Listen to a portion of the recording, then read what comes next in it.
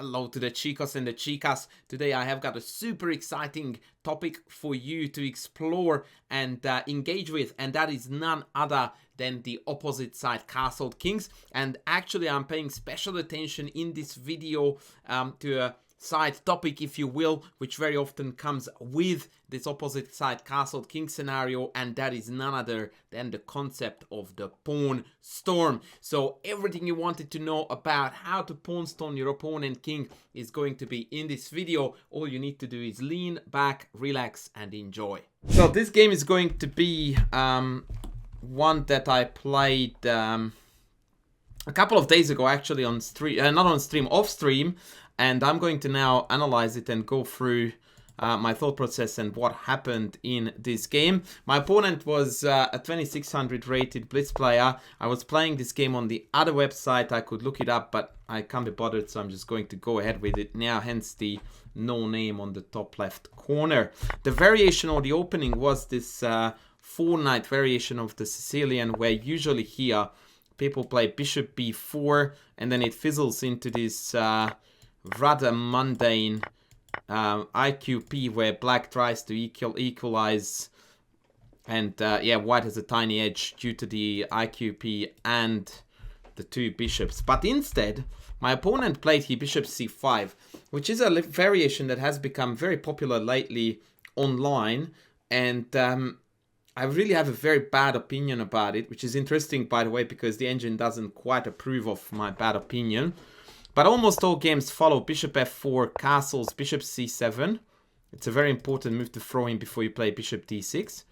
Bishop d6, trade, and queen back. So white accomplishes a huge goal here, which is this bind on d6. And thus also this very awkward placement of the bishop on c8. However, as I was to find out in many games afterwards, the problem here for white is that it's actually quite difficult to prove that this is worth a lot. Because black is going to play a6, b5, bishop b7 and just pretend that there is nothing on d6. And it's not so easy to prove a great advantage. At this point, Stockfish says it's 0.4. Anyway, I castled. He played a6. I dropped back to d4. And he played knight e7. A weird move for sure. To play. The idea, I suppose, is that after b5, bishop b7, knight c8 followed by d6 sort of unfolds this situation. Also, knight e8 at times is playable, kicking the queen out, then playing d6. f3 was played, and this move actually announces my long-ish term plan, which is that I'm trying to turn this position into a English attack setup where we are going to launch a pawn storm against my opponent's king, which of course makes a lot of sense given that we have got opposite side castles kings. Now, the reason why I didn't choose to play here f4, which is much more thematic in this structure, is because it cuts off my queen's path coming back here. And after something like knight e8, I can't come back here. And the queen stands really awkwardly on the queen's side, which is my opponent's playground, not mine. And although these pawns, these knights are very poorly placed, but they will come back rather sooner than later. Equally good is b5 first, bishop b7 with a later kick on the queen. So hence f3. b5 was played, and now the attack is about to kick off in full strength. g4, knight e8 kicking the queen, and now you get to see the big difference between the two variations, and that is that now my queen is far more ideally located on the king's side, ready to join the attack. For the record, I would like to add that here, according to the engine, I do not have a lot going on because black's pawn storm is actually quite on time as well. But my opponent, he played oh, actually, they did play this, and then they played queen a5. And as soon as this move landed on the board, I thought that something was not right about this. And I'm right, because the problem with queen a5 is that whilst it does come with a tempo, after king b1, there is no coherent way for black to continue this attack on the queen side, and in fact the best course of action is to remove the queen from a5 to allow the pawn to move forward. And so it turns out that actually he sort of shot himself in the foot by forcing a useful move as far as my defense is concerned, and playing a move that is not really yielding anything. Bishop b7, h4. Now it's time for me to bring the boys and launch the attack as fast as possible. Very important to note that throughout this whole middle game scenario, I'm always ready to meet d5 with e5, entering a far favorable and preferable French structure where f4, f5 becomes a very easy plan and black has nothing going on the queen side. So that I was always ready for the central break to be met very strongly. So h4, queen b6, as per indicated. Now he realizes the mistake with the queen on a5, and I just keep on rolling the pawns like there is no tomorrow. d6, h5, uncompromising attack like mad, mad, mad, and I'm ready, more or less, to play g6. Knight c7, and from here on out, by the way, according to the engine, I play the perfect attack. Now g6 is the plan. However, I thought that this would be too soon to pull the trigger on this, because now black has a very curious defensive idea that I think is quite remarkable, and people need to remember this, because usually when this happens, people immediately engage with this on the defensive side. But in fact, h6 is quite interesting here. And now after takes f7, not that I have to, but let's have a look at this. Take, bishop h3, bishop c8. I certainly am better, but I didn't quite manage to shatter the defenses to a level that I wanted to accomplish.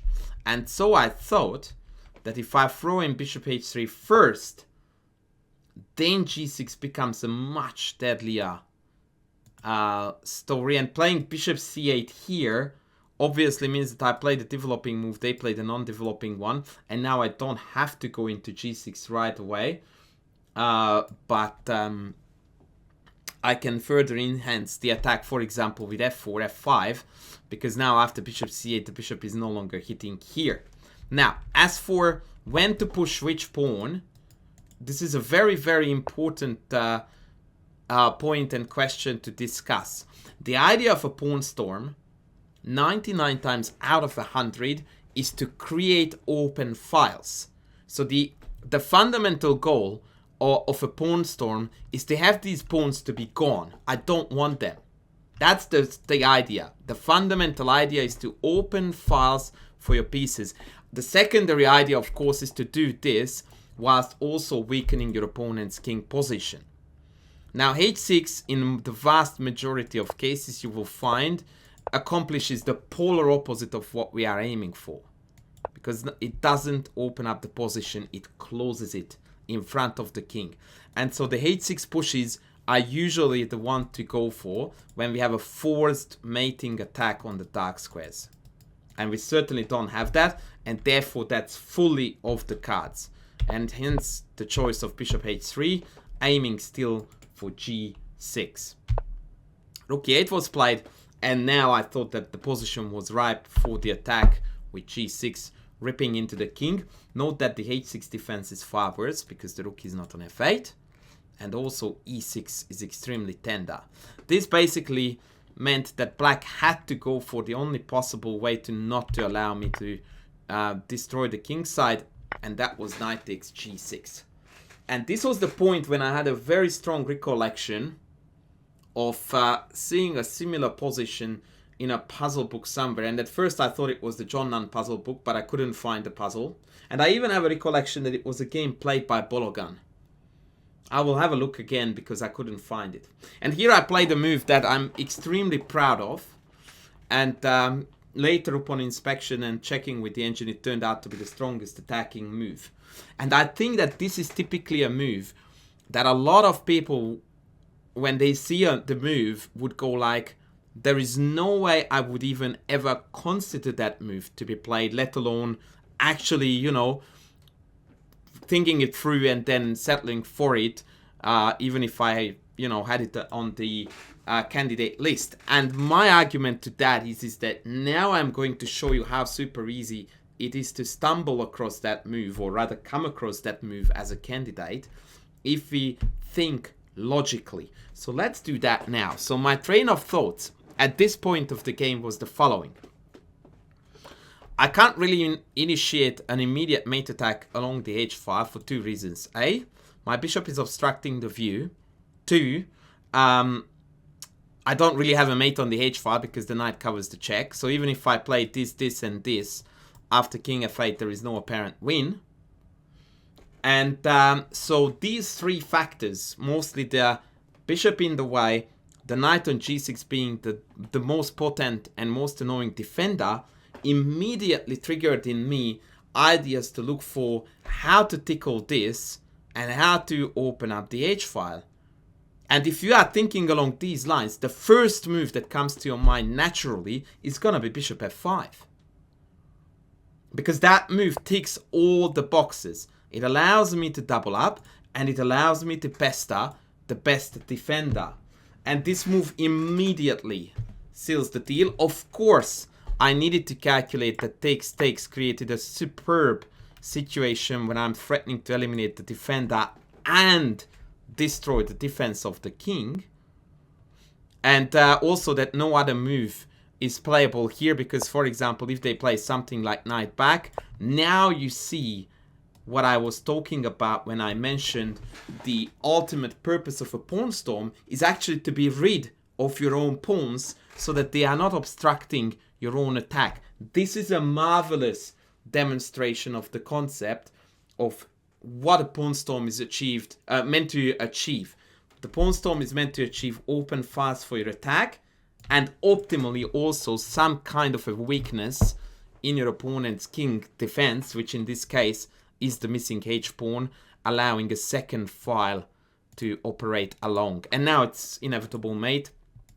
If g6, you just play queen h4, and the mate is not stoppable.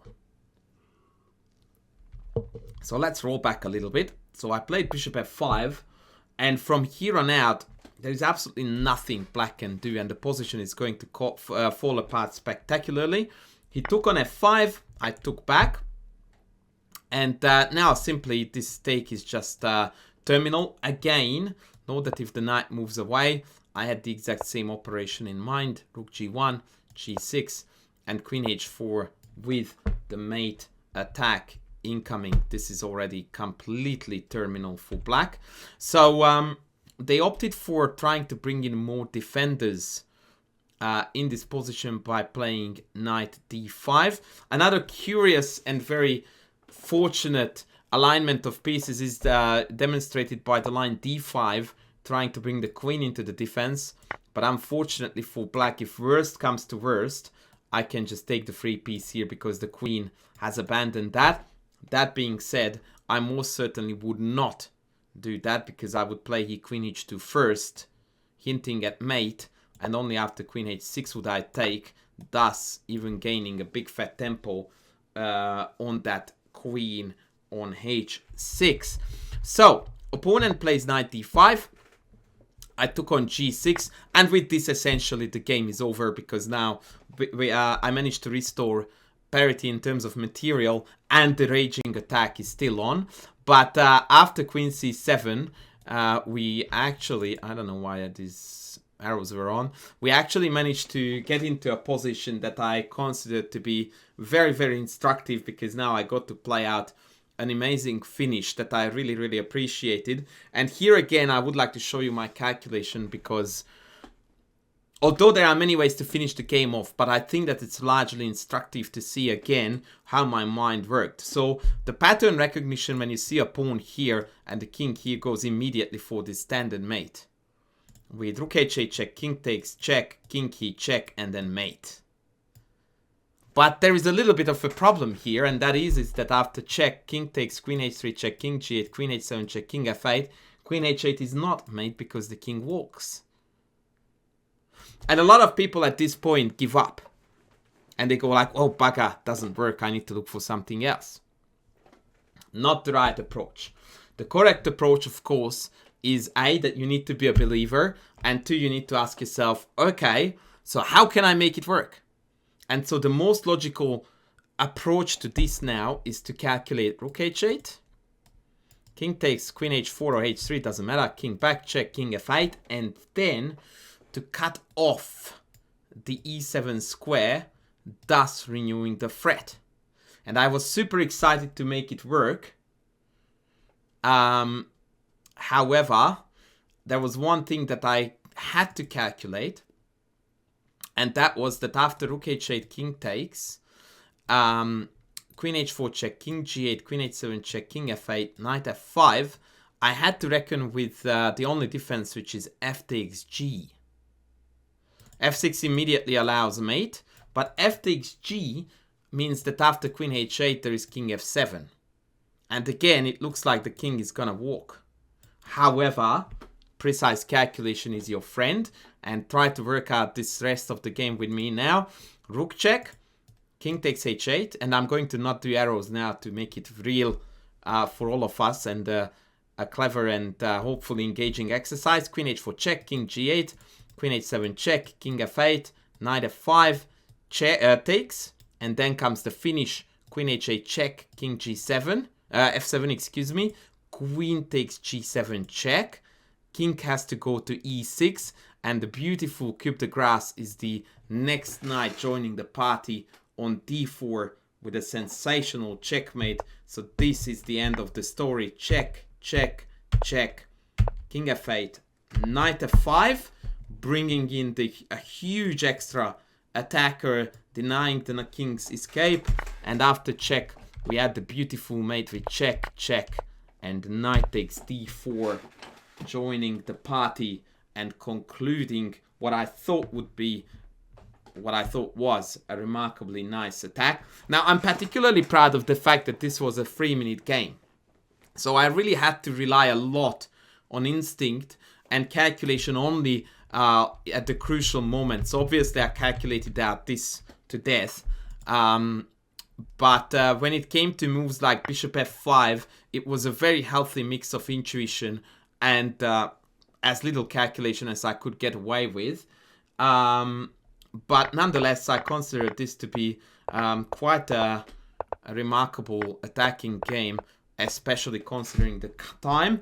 I think, I don't want to tell you fibs, but I think I had one inaccuracy in the whole game. So it was pretty accurate as far as the attack was concerned. Now, whilst I'm recording, this chat is asking me about capturing on f7 here, which is also a very famously known mating operation with the idea of a mate on the h-file, but f7 simply hangs. So I cannot go for the h-file mate like that. I had to go for this attacking procedure.